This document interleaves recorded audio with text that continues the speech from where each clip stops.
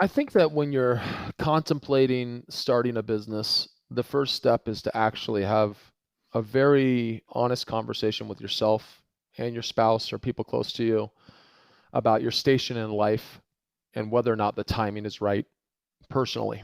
When I started businesses, my first one, I was 21 years old or something, or I don't know how, I was young. And somebody said to me, Ryan, in life, you're going to have three things. You got family, you got work, and you got friends. If you're going to be an entrepreneur, choose two. You're not going to be able to do all three.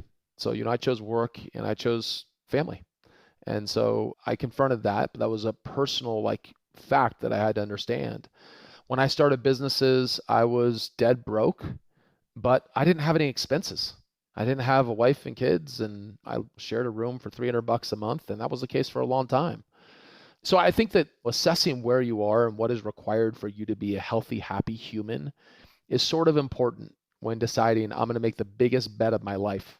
And sometimes that step is overlooked, the sort of timing step. You usually have a better chance at things younger because you have less responsibility, both financially and otherwise. So that's maybe something to consider. Then the second thing that I would think about is we don't do a good job of training people that it's okay to fail.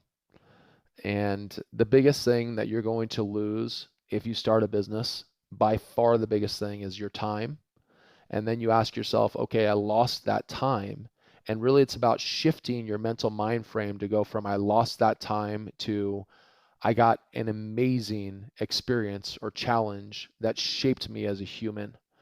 And for me, that's always been my metric. Will this build character? Will this be something that will make me a more dynamic whole human, whole humanity? It was easy for me to confront that and see the expense of my failure because to me, it didn't feel like an expense. I was going to continue on my journey in the character building of being a person. But for many, the thought of failure and the actual failure is devastating. And it speaks back to, before you begin that journey, understanding where you are personally so that you can cope with those difficult moments.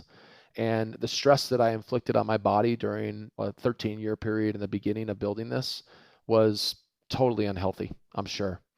Yet I was thriving through it. So for some crazy reason in my head, that was okay. And I think that the final thing that I'd say to that entrepreneur is take the damn risk. I mean, we are paid double, triple for the risk that we take in our life in most occasions. Assess it for sure, but even if you're not totally certain, take the risk. We need more risk takers, more now than ever, in my opinion. And I have been so incredibly rewarded financially and otherwise for the risks I've taken.